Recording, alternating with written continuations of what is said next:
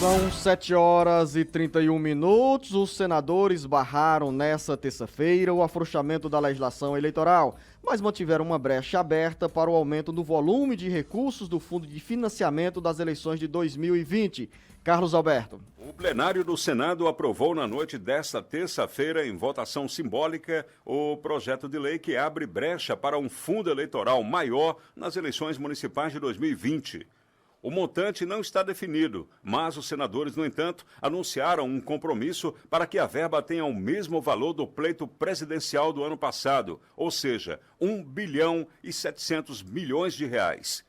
O texto aprovado pela Câmara Federal afrouxava uma série de regras para os partidos políticos, mas os senadores recuaram e fecharam um acordo para manter apenas o trecho relativo aos recursos para as eleições do ano que vem, ou seja, os senadores rejeitaram muitos pontos do texto original, que previa exceções ao limite de gastos de campanhas, estabelecia novos itens nos quais podem ser usados recursos do fundo partidário, definia critérios para análise de inelegibilidade e autorizava o retorno da propaganda partidária semestral. Também alterava regras relacionadas à gestão de partidos políticos.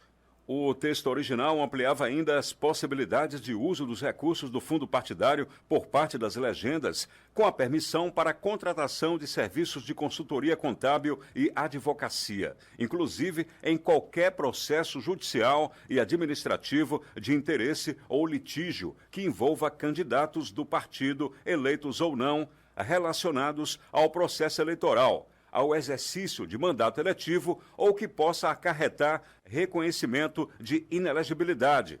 A proposta permitia o pagamento de passagens aéreas com recursos do fundo partidário para uso por parte de pessoas não filiadas ao partido, segundo critérios próprios do partido, desde que para congressos, reuniões, convenções e palestras. Alterava ainda regras relativas à prestação de contas partidária. Tratava também de regras para inelegibilidades. Com informações do Ceará Agora, para o Jornal Alerta Geral, Carlos Alberto. Beto Almeida, análise política com credibilidade e isenção. Bom, essa votação do Senado, Luciano, ela tem um impacto, lógico, sobre os 184 municípios e também, logicamente, as câmaras municipais, porque são os candidatos, os pré-candidatos a vereadores que vão ficar de olho em como será definido, na realidade, o fundo eleitoral de campanha que vai financiar exatamente os gastos eleitorais na campanha de 2020. Agora, o lado bom dessa história é que a pressão popular deu resultado. Ontem, quem acompanhou as redes sociais percebeu claramente as críticas, o direcionamento aos senadores e, principalmente, a cobrança para que não fossem feitas alterações drásticas na lei eleitoral que está em vigor. E quando eu digo drástica, é porque as mudanças mexiam, Luciano, no sistema de prestação de contas, mexiam de uma maneira tal no modelo de gestão elaborado pela Justiça Eleitoral para que os partidos e os candidatos prestassem contas de forma clara dos gastos de campanha, que o projeto ia ficar completamente desfigurado. Isso daí foi pressão popular, pressão das redes sociais, o Senado não aprovou. O que foi aprovado foi exatamente o quê, Luciano? O fato de que o Fundo Especial de Financiamento Público de Campanha, ele não vai ter mais aquele limite de 30% de recursos das emendas parlamentares. Isso ficou em aberto. Significa dizer o quê, Beto? Significa dizer que, dependendo de como for votado no orçamento, esse valor do fundo eleitoral pode até ser maior do 1 bilhão e 700 milhões de reais, que é o que está previsto hoje, atualmente. Ou seja, está agora em aberto. Mas significa dizer também o seguinte: o Senado aprovou, mudou o que foi feito na Câmara, que foi feito a toque de caixa, vai voltar para a Câmara e a Câmara vai decidir se realmente mantém ou não essas alterações que foram feitas no Senado. O presidente Rodrigo Maia, diante da repercussão, ontem já estava com cara de anjo, todo compenetrado, dizendo que a legislação eleitoral não terá mudanças drásticas e que ele é contrário, com todas as forças dele, a qualquer coisa que tire a transparência da lei eleitoral. Mas não foi isso que ele demonstrou para a nação quando ele tirou da gaveta um projeto que já estava lá há mais de 6 meses e aprovou a toque de caixa, sem qualquer discussão, pegando todos os brasileiros de surpresa. No caso aí, o presidente da Câmara Federal colocou o projeto em pauta, mas quem decidiu foi a maioria dos 513 deputados federais. Foi um erro dos deputados tentarem rasgar essa legislação, deixando-a mais branda para o cometimento de alguns deslizes ou desvios de recursos.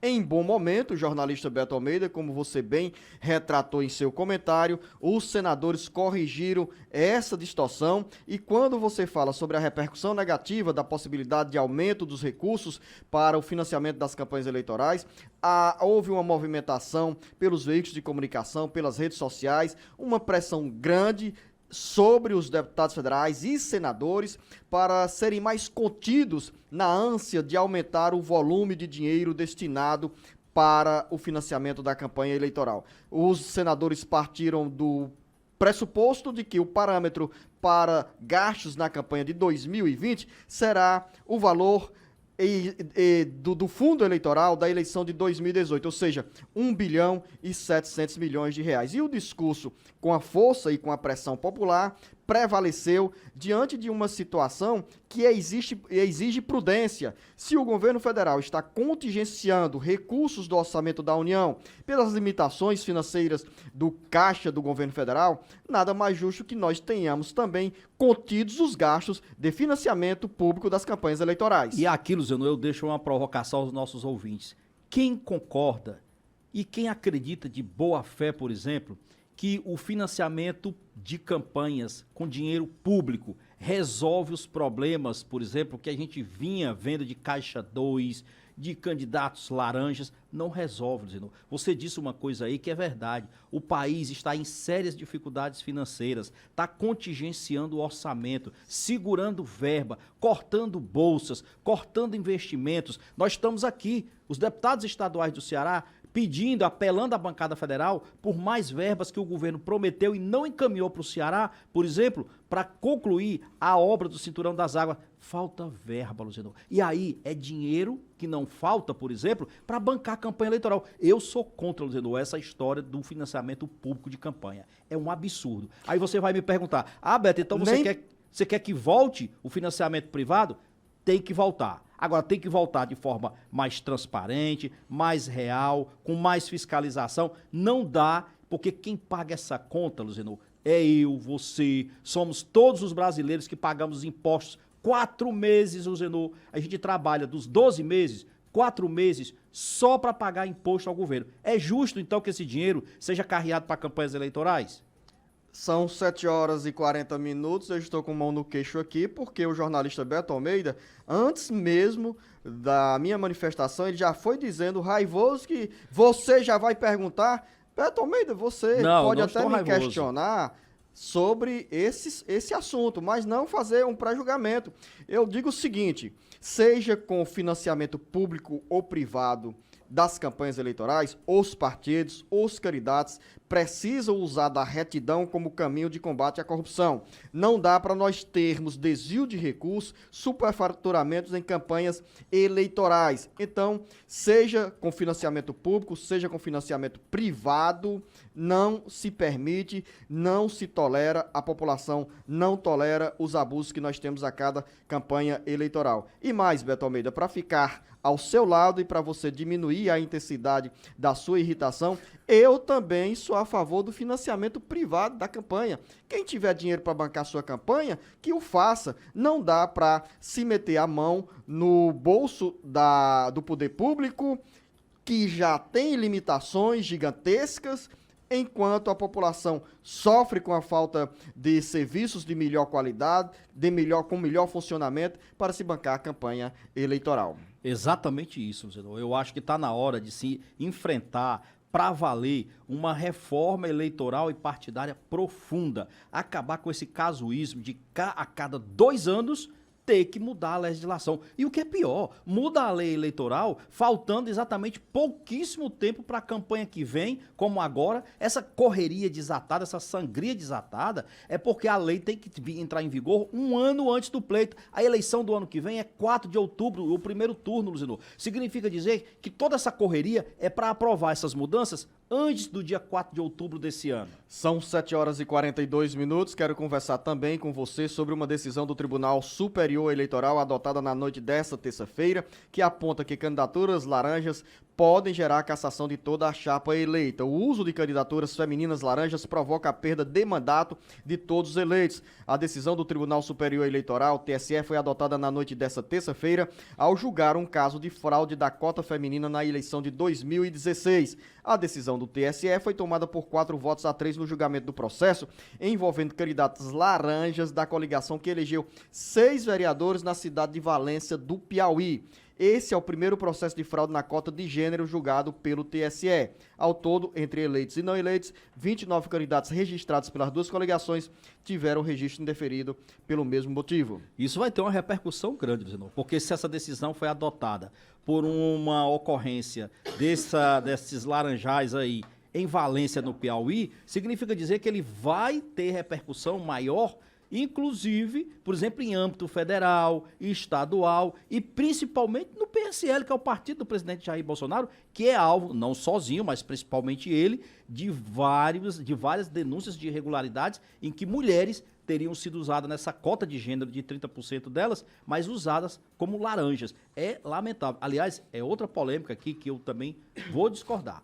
Eu sou contra essa cota de gênero para quase tudo, e principalmente 30% para as mulheres. Eu acho que a mulher tem que ocupar o seu espaço. Ela deve ocupar o seu espaço, mas ela deve ocupá-lo a partir da meritocracia, do mérito dela, principalmente pela usurpação, não, pelo direito que ela tem a ter participação na política, mas é ela se viabilizando. Não adianta você lançar uma mulher que não tem viabilidade eleitoral. Ainda bem que neste momento nós estamos em lados opostos e separados por uma mesa que mede 1,5 m, né? Ao meu lado está a Lucínia Barbosa, que eu imaginei que na lateral aqui comigo da mesa dos estúdios do Jornal Alerta Geral, para quem nos acompanha pelas redes sociais, pode avaliar o nosso posicionamento aqui na distribuição do espaço do estúdio do Jornal Alerta Geral. E eu imaginei que ela estivesse ao meu lado na defesa das mulheres na política. E ela simplesmente começou a aplaudir o jornalista Beto Almeida. Me oponho, Beto Almeida. Ou seja, você é a favor da cota feminina? Eu tô dando sinal de tempo, que o tempo tá Ai, acabando. Não desvirtue, não desvirtue. Não, melhor ainda, né? Que pelo menos ela não se opôs, nem se colocou a favor. Mas o certo é o seguinte, Beto Almeida, eu continuo achando, criou-se a cota feminina nas eleições, nas campanhas eleitorais, como estímulo para as mulheres que hoje representam a maioria do eleitorado se firmar, conquistar espaço na disputa política.